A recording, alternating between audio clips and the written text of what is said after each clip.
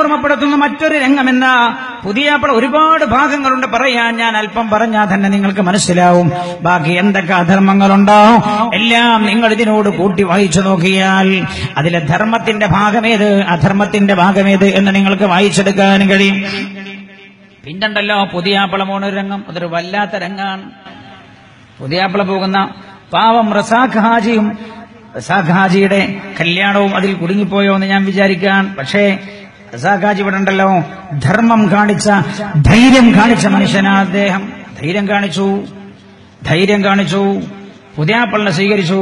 പുതിയാപ്പിളിന്റെ കൂടെയുള്ള തമ്മാടികളോട് പറഞ്ഞു, ഈ തമ്മാടിത്തരം അവസാനിപ്പിച്ചില്ലെങ്കിൽ അല്ലാതെ നിങ്ങൾ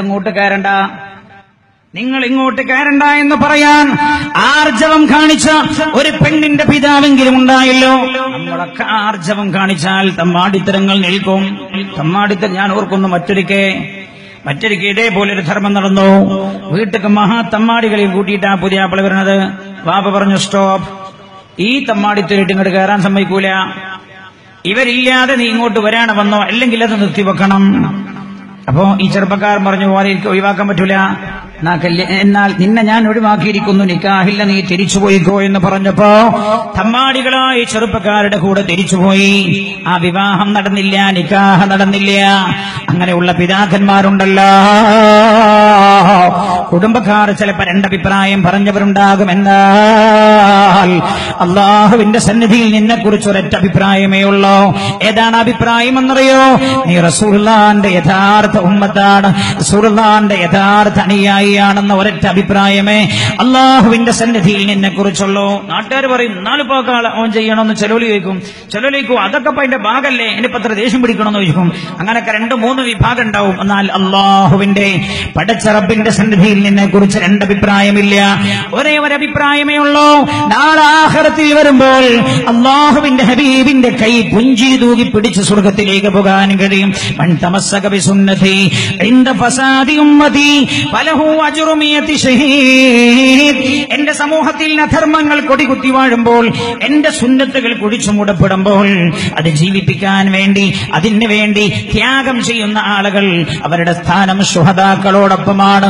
ഉഹദിലും ബദറിലും ഹുനൈനിലും ഹന്തക്കിലും ഷഹീദായി കിടക്കുന്ന ശുഹദാക്കളോടൊപ്പമാണ് അവരുടെ സ്ഥാനം എന്ന് നബിയുനാ മുഹമ്മദ് മുസ്തഫ സല്ലല്ലാഹു അലൈഹി വസല്ലം. അല്ലേ, പുതിയാപ്പിള പോകുമ്പോ ചിലർക്ക് പാടിയെങ്കിലേ പുതിയാപ്പിള പോക്കാവുള്ളൂ, പാടിയിട്ടില്ലെങ്കിൽ പുതിയാപ്പിള പോക്കാവൂല. എന്റെ നാട്ടിൽ ഒരു കല്യാണത്തിന് ഇവിടുന്ന് മട്ടന്നൂരിൽ നിന്ന് ചില ആളുകൾ വന്നിട്ട് എന്റെ ഒരു കുടുംബത്തിലെ കല്യാണം കണ്ട് പുതിയാപ്പിള ഇറങ്ങണമൊക്കെ കണ്ടിട്ട് ഓല് പറഞ്ഞു, മരിച്ച മയ്യത്ത് കൊണ്ടോണോ മാതിരി ഉണ്ടല്ലോ, യാതൊരു മിണ്ടാട്ടുമില്ലല്ലോ. അപ്പൊ ഞാൻ ചോദിച്ചാ എന്താ? എന്നോട് പറഞ്ഞു, പാടിയാലല്ലേ പുതിയാപ്പിള പോക്കാവുള്ളൂ. പാടണം, കയ്യൊന്നു കൊട്ടണം. പഴയ കാലത്ത് അങ്ങനെയുണ്ട്. നല്ല പാട്ടാണെ കുഴപ്പമൊന്നുമില്ല, കൈ കൊട്ടുക കറാഹത്ത് എന്നൊക്കെ പറഞ്ഞിട്ട് നമുക്ക് എങ്ങനെങ്കിലും ഒപ്പിച്ചു പോയിരുന്നു. അവിടുന്ന് പോയി. ഇന്ന് പാടുന്നതും മഹാമോശം. ചെണ്ട കൊട്ടിയിട്ടാണ് പുതിയാപ്പിളയെ കൊണ്ടുപോകുന്നത്, ചെണ്ട കൊട്ടിയിട്ടാണ്. കേൾക്കണേ, ഹദീദ് ഹബീബായി നബിയുനാ റസൂലുള്ളാഹി. പാടണ ആരെങ്കിലും ഉണ്ടോ? ഓലി ഇത് കേട്ടിട്ട് ഇഞ്ഞ് പാടിയാൽ മതി, ഈ ഹദീസ് മനസ്സിൽ വെച്ച് പാടിയാൽ മതി. അബ്ദുല്ലാഹി ഇബ്നു മസ്ഊദ് റളിയല്ലാഹു അൻഹു, അബ്ദുല്ലാഹി ഇബ്നു മസ്ഊദ് റളിയല്ലാഹു അൻഹു പറയാ, റസൂലുള്ളാഹിന്റെ പ്രിയപ്പെട്ട സ്വഹാബിയാൻ, അൽ ഖനാഉ പാട്ടുകൾ യുംബിതുൻ നിഫാഖ്, മനുഷ്യ മനസ്സിൽ കാപട്യമുണ്ടാക്കാൻ കാരണമാകും. പാട്ടുകൾ മനുഷ്യ മനസ്സിൽ കാപട്യമുണ്ടാകും. കമാ യുംബിതുൽ മാഉ അസ്സറഅ, വെള്ളം കൃഷിയെ മുളപ്പിക്കുന്ന പോലെ പാട്ടുകൾ ഖൽബിൽ കാപട്യത്തെ മുളപ്പിക്കുന്നതാണ്. വദ്ദിക്റു യുംബിതുൽ ഈമാന ഫിൽ ഖൽബ്, ദിക്ർ ഖൽബിൽ ഈമാൻ മുളപ്പിക്കും. കമാ യുംബിതുൽ മാഉ അസ്സറഅ, വെള്ളം കൃഷിയെ മുളപ്പിക്കുന്ന പോലെ. അബൂ ഉമാമ റളിയല്ലാഹു അൻഹു റിപ്പോർട്ട് ചെയ്യാൻ ശ്രദ്ധിക്കണേ. ഇനി പാടുന്നവരൊക്കെ പാടിപ്പിക്കുന്നവരൊക്കെ ഇത് ശരിക്കും മനസ്സിൽ വെച്ച് പാടിയാൽ മതി. അൻ അബി ഉമാമ റളിയല്ലാഹു അൻഹു, അബൂ ഉമാമ റളിയല്ലാഹു അൻഹു പറയാ, അന്ന റസൂലുള്ളാഹി സല്ലല്ലാഹു അലൈഹി വസല്ലം, ഹബീബായ റസൂലുള്ളാഹി സല്ലല്ലാഹു അലൈഹി വസല്ലം തങ്ങൾ ഖാല, പുണ്യ നബി പറഞ്ഞു, മാ റഫഅഹദുൻ സൗതഹു ബിഗനാഇൻ, ആരാണോ പാട്ടുകൊണ്ട് തന്റെ ശബ്ദം ഉയർത്തുന്നത്, അതായത് പാട്ടുപാടുന്ന ആൾ, ഒരാൾ പാട്ടുപാടാൻ തുടങ്ങിയാൽ, ഇല്ലാ ബഅതല്ലാഹു അസ്സ വജല്ല ഇലൈഹി ശൈത്താനൈൻ, ഈ പാട്ടുപാടുന്ന ആരുടെ ശരീരത്തിലേക്ക് അല്ലാഹു 2 പിശാചുക്കളെ അയക്കുന്നതാണ്. ഒരാൾ പാട്ട് പാടാൻ തുടങ്ങിയാൽ ഇത് ഞാൻ എന്റെ വാക്ക് പറയില്ല, അത് അയാൾ എന്തെങ്കിലും വിളിച്ചു പറഞ്ഞതല്ലേ എന്ന് പറയണ്ട. 14 നൂറ്റാണ്ട് മുമ്പ് ഹബീബായ റസൂലുള്ള പറഞ്ഞു തരാൻ ആരാണോ എന്റെയും നിങ്ങളുടെയും കൈപിടിച്ച് ശഫാഅത്ത് ചെയ്ത് രക്ഷപ്പെടുത്തേണ്ടത് ഹബീബ പറഞ്ഞു തരുന്നത് സല്ലല്ലാഹു അലൈഹി വസല്ലം.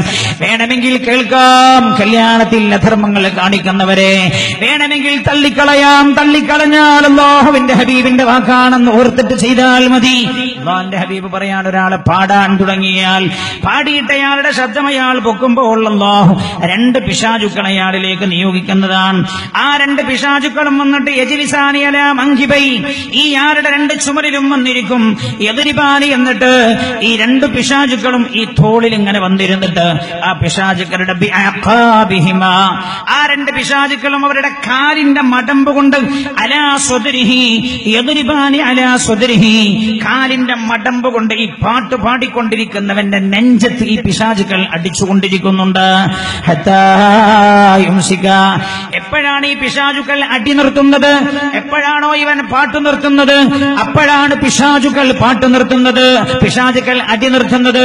അപ്പൊ പറഞ്ഞതിന്റെ അർത്ഥം പാട്ടുപാടി ചണ്ട കൊട്ടി പോവാണോ, നിന്റെ കൂടെ ശൈത്താനുണ്ട്. ആരാ പറയുന്നത്? ലോകത്തിന്റെ ഒരു പിശാചിനെ കണ്ട മുഹമ്മദ് മുസ്തഫ. കാണാത്ത ലോകത്തിന് പറഞ്ഞു കൊടുക്കാൻ ശൈത്താനുണ്ടടാ നിന്റെ കൂടെ. നീ അങ്ങനെ തന്നെയാണ് ചണ്ട കുട്ടിയ ഭാര്യ വീട്ടിലേക്ക് പോയതെങ്കിൽ നീ ആദ്യമായി നിന്റെ ഭാര്യ വീട്ടിലേക്ക് കൊണ്ടു ചെല്ലുന്നത് പിശാചിനെയാണ്.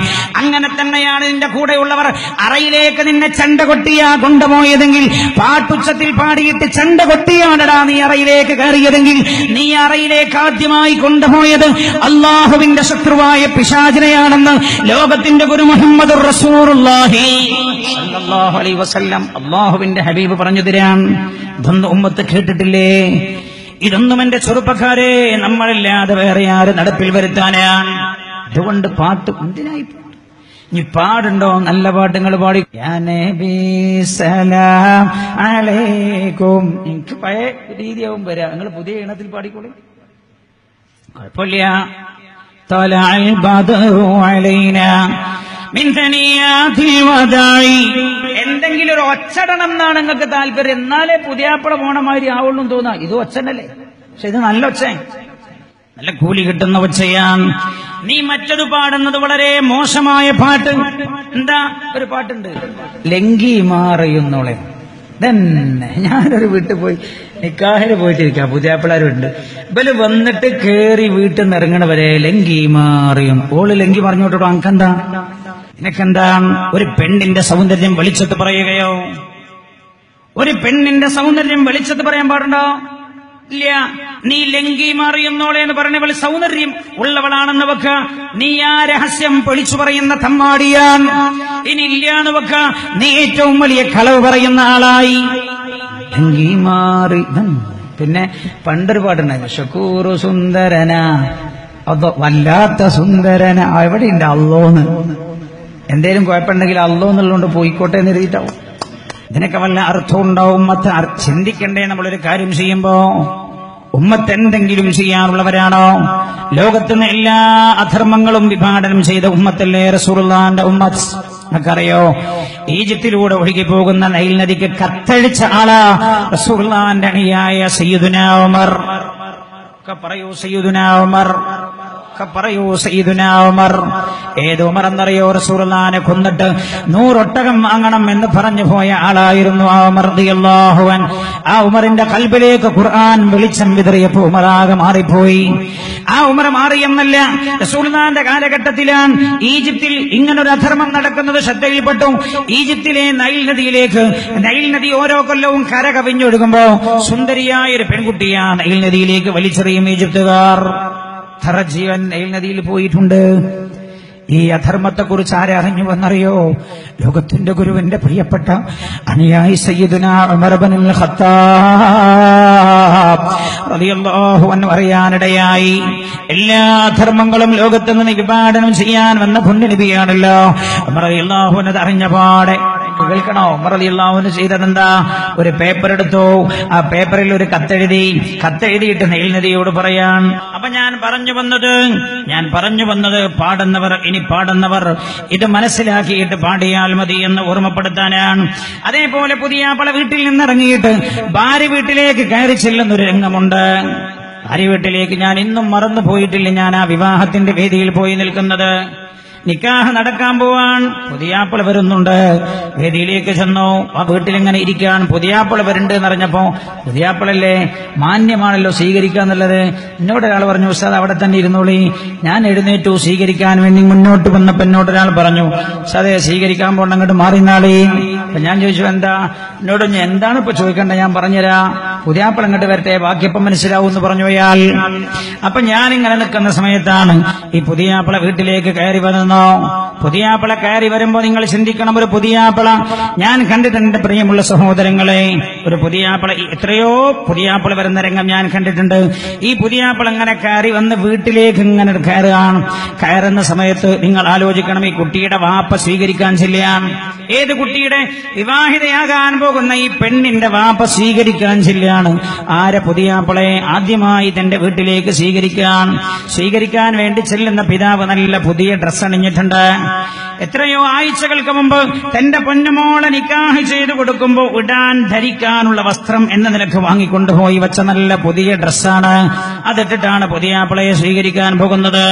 മാത്രമോ, നിങ്ങൾ ചിന്തിക്കണം എന്റെ പ്രിയമുള്ള സഹോദരങ്ങളെ, ഒരാൾ ഒരു മകളെ കല്യാണം ചെയ്തു കൊടുക്കുക എന്ന് പറഞ്ഞാൽ അതിന്റെ ആഴം ചിന്തിച്ചിട്ടുണ്ടോ നിങ്ങൾ?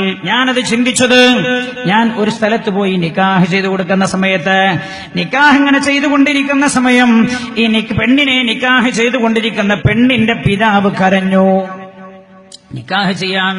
നിക്കാഹിന്റെ വചനങ്ങൾ ഇങ്ങനെ പറഞ്ഞു കൊടുക്കുമ്പോ, എന്റെ മോൾ ഇന്ന ആളെ ഞാൻ കല്യാണം ചെയ്തു, നിങ്ങൾക്ക് കല്യാണം ചെയ്തു തന്നു എന്നൊക്കെ ഇങ്ങനെ പറഞ്ഞു കൊടുക്കുന്ന സമയത്ത് ഇയാൾ ഇങ്ങനെ കരയുന്നു.